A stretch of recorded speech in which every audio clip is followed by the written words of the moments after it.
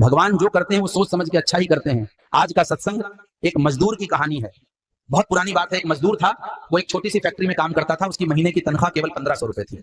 उसका परिवार छोटा लेकिन प्रेम से भरा था। एक बूढ़ी माँ, एक पत्नी और एक छोटी सी बेटी, कुल मिलाकर 4 लोग। कम आमदनी के बावजूद वो आदमी बहुत प्रसन्न रहता था। माँ की सेवा करता, पत्नी का सम्मान करता और बेटी के लिए अपनी हैसियत भर सब कुछ करता। उसके चेहरे पे कभी शिकायत नहीं दिखती थी। समय बीता, एक दिन उसके घर बेटे का जन्म हुआ।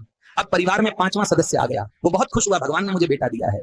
उसी समय फैक्ट्री के मालिक ने सोचा, ये आदमी ईमानदार है, मेहनती है और परिवार भी बढ़ गया है, बिना कुछ कहे, बिना किसी सिफारिश के उसने मजदूर की तनख्वाह 1500 रुपए से बढ़ाकर 2000 रुपए कर दी। मजदूर रोज की तरह काम करता रहा। ना ज्यादा खुशी दिखाई, ना कोई दिखावटी धन्यवाद, बस पूरे मन से अपना काम करता रहा। 1 महीना बीता।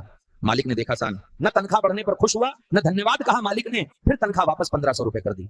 अजीब बात यह थी कि उस मजदूर के चेहरे पर तब भी कोई दुख नहीं था। वो पहले की तरह ही शांति से काम करता रहा। एक दिन मालिक ने पूछ ही लिया, मैंने तुझे 2000 रुपए दिए, तब भी तू उदास नहीं हुआ, और जब 1500 रुपए कर दिए तब भी तू दुखी नहीं हुआ, क्यों? मजदूर ने बड़ी विनम्रता से कहा, साहब मैं आपसे क्या शिकायत करूं, मेरा पालनहार तो भगवान है। आपने जब 500 रुपए बढ़ाए थे, वो आपने नहीं, भगवान ने आपसे करवाया था। मालिक चौंक गया। मजदूर बोला, मेरे घर नया मेहमान आया था, क्या खर्च बढ़ गया था तो भगवान ने सोचा होगा कि इसके खर्च के लिए कुछ बढ़ा देना चाहिए। फिर वो थोड़ा रुका और बोला, और जब आपने तनख्वाह फिर 1500 रुपए कर दी तो इसलिए क्योंकि 15 दिन पहले मेरी बूढ़ी माँ का देहांत हो गया, परिवार फिर 4 लोगों का रह गया, खर्च घट गया, तो भगवान ने वही कर दिया जो उचित था। मालिक की आंखें भर आईं। मजदूर ने कहा, मैं अपनी मर्जी से नहीं चलता साहब, मैं ईश्वर की मर्जी से चलता हूं। 2000 रुपए हो तो भी प्रसन्न, 1500 रुपए हो तो भी प्रसन्न। आज मैं खाऊंगा या नहीं, चूल्हा जलेगा या नहीं, ये मुझे नहीं पता, लेकिन मेरे कन्हैया को पता है।